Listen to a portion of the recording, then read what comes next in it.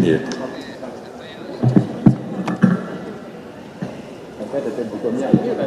Oh iya.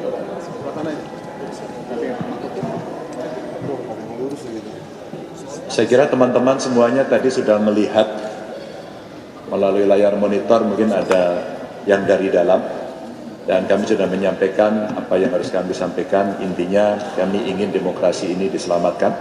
Kami mengingatkan kepada seluruh warga negara bahwa agenda reformasi tidak boleh dikangkangi dan semua harus menjalankan dalam koridor konstitusi, termasuk seluruh proses yang ada, dan kami berharap betul inilah benteng terakhir untuk memperbaiki semuanya itu.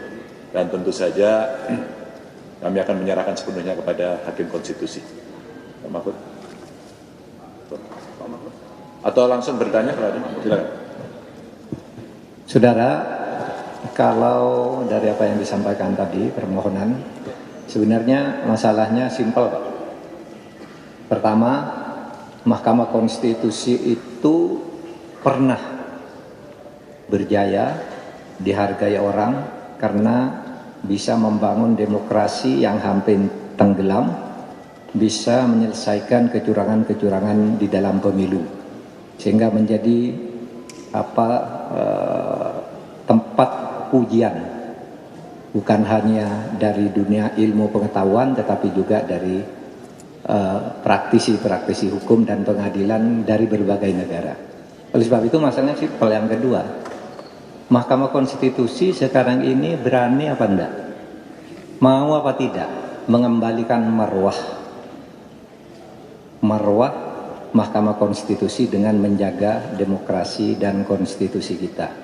Karena sungguh bahaya masa depan bangsa ini kalau kemudian timbul persepsi bahwa yang bisa memenangkan pemilu itu hanya orang yang punya kekuasaan, yang berkolaborasi dengan orang yang punya uang. Mundur peradaban kita kalau Mahkamah Konstitusi tidak mau meraih kembali kejayaannya. Itu aja kalau saya. Materinya tadi udah jelas. Ya. Sebetulnya apa yang dikatakan oleh Pak Ganjar dan Pak Mahfud sudah sangat jelas.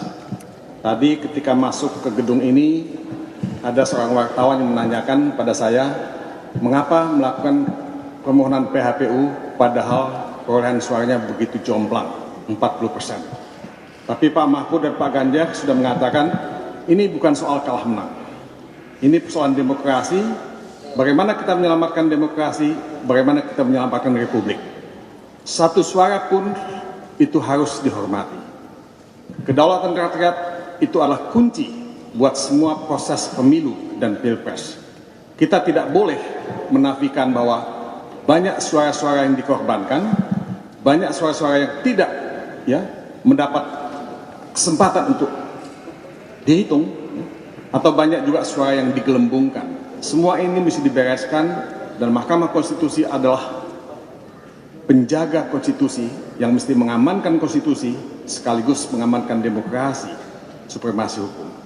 Masa depan kita tergantung pada kearifan dan kebijaksanaan dan sikap negarawan dari Mahkamah Konstitusi. Kita sebagai negara demokrasi ketiga terbesar di dunia tidak boleh mundur ke belakang. Kalau bisa kita menjadi negara nomor 1 di dunia dalam menegakkan demokrasi. Inilah mimpi kami sebagai anak bangsa, mimpi kita semua. Mudah-mudahan Mahkamah Konstitusi menjadi juru selamat kita. Ya, mungkin itu saja tambahannya. Terima kasih.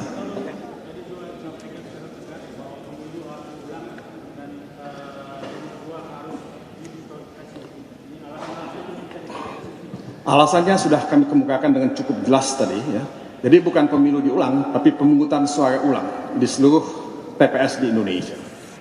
Kami tadi mendalilkan antara lain, tapi saudara bisa baca di permohonan PHPU yang bisa diunggah, ya, dan juga bisa melihat semua rekaman. Kita ini kan melihat, ya, pelanggaran TSN yang sangat terstruktur, sistematik dan masif. Dimulai dengan apa? Dimulai dengan nepotisme. Nepotisme yang melahirkan abuse of power.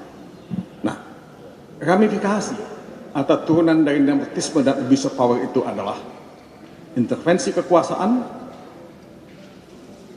penyalahgunaan bansos, kriminalisasi pejabat yang tidak mengikuti perintah dari kekuasaan, dan banyak lagi.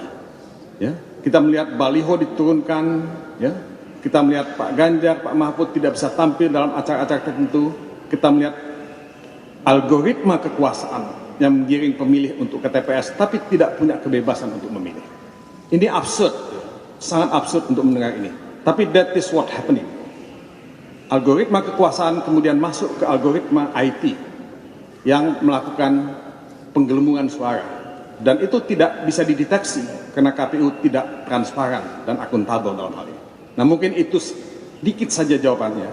Nanti kita bisa lihat kembali secara lebih detail dan proses pembuktian. Makasih ya. Oke, cukup ya. Cukup ya. Kita kesana.